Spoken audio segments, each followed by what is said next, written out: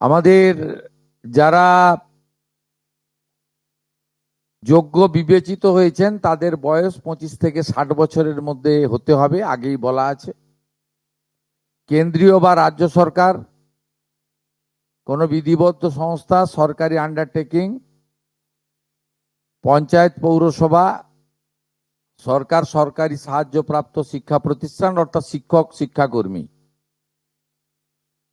স্থায়ী সরকারি চাকরিতে নিযুক্ত থাকেন বা পেনশনার্স আসবে না যেহেতু 60 ঊর্ধ্ব, এটা ইরেলিভেন্ট। এরা এই বেনিফিটের মধ্যে পড়ছেন না। তাছাড়া যারা আয়কর প্রদান করেন, অর্থাৎ এখন আয়করের ঊর্ধ্ব সীমা হচ্ছে 12 লক্ষ টাকা বছরে। 12 লক্ষ টাকা পেরিয়ে গেলে আয়কর দিতে হয়। যে পরিবার আয়কর দেন, অর্থাৎ যার বাৎসরিক আয় 12 লক্ষ টাকা, সেই পরিবার এই কর্মসূচি অন্তর্ভুক্ত হওয়ার সুযোগ পাবেন না।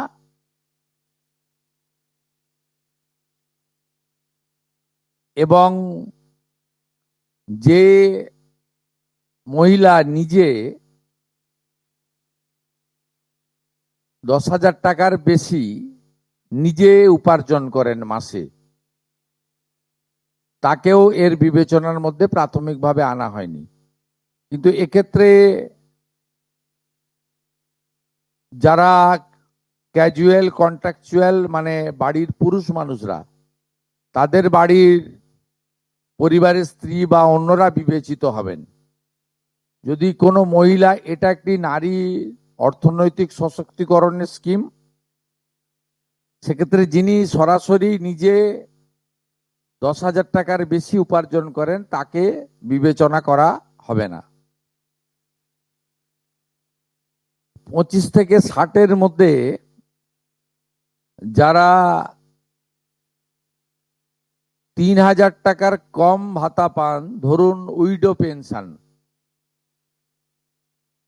1,500 টাকা এই মাস থেকে হয়েছে, গত মাস পর্যন্ত ছিল 1,000 টাকা,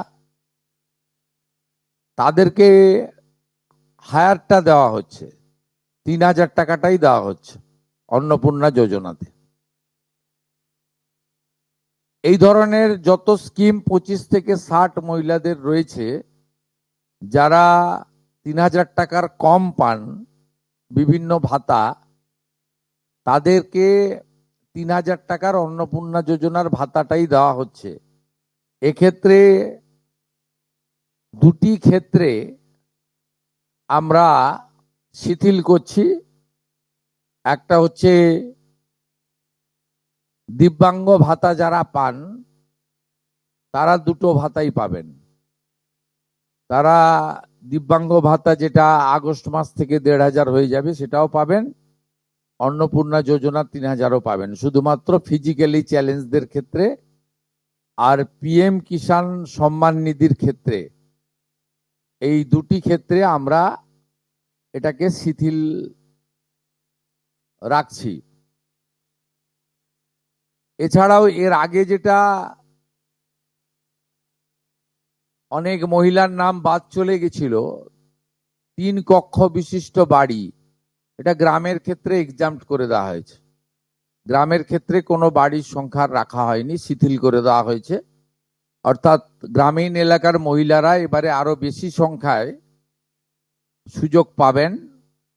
তাদের ক্ষেত্রে, গ্রামীণ ক্ষেত্রে 3 কক্ষ বিশিষ্ট বাড়ি, যেটা জুলাই মাসে ওই ক্রাইটেরিয়াটা থাকার কারণে অনেকে বঞ্চিত হয়েছেন, এবারে আর বঞ্চিত তারা হচ্ছেন না। এবং শুধুমাত্র জমির পরিমাণের ক্ষেত্রেও যে 7টি কর্পোরেশন রয়েছে, সেখানে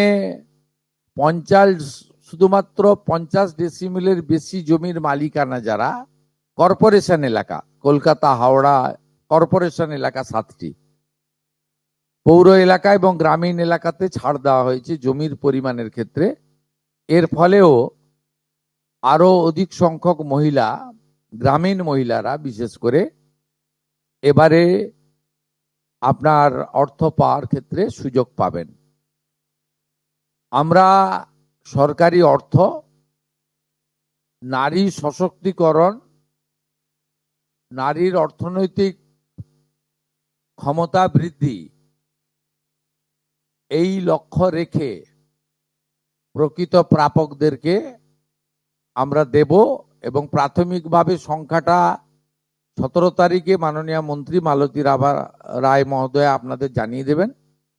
17 তারিখ বিকেলে। আমি সংখ্যাটা বলছি না, কিন্তু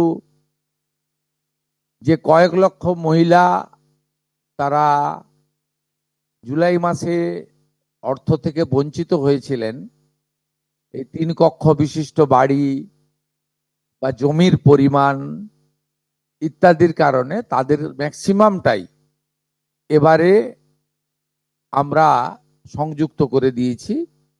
তাই আমি বিশ্বাস করি যে আগস্ট মাসে প্রদেয় অর্থে 100% না হলেও 99% প্রকৃত প্রাপকদের হাতে আমরা পৌঁছে দিতে পারবো। এবং এর সাথে সাথে অভিযোগ পোর্টালও চালু করে দেবেন। সেই অভিযোগ পোর্টালেও আমাদের দপ্তরের গাইডলাইনের বাইরে গিয়ে কেউ যদি পেয়ে থাকে আপনারা তথ্য দিয়ে সাহায্য করবেন রাজ্য সরকারকে। আর এই গাইডলাইনের মধ্যে থাকা কোনো দিদি বা বোন যদি বঞ্চিত হন, তিনিও আপনারা আবেদন করবেন এবং এটা কন্টিনিউয়াস প্রসেসের মধ্যে থাকবে। এবং আমরা বিশ্বাস করি আগস্ট মাসে যে তালিকা হবে, এই তালিকা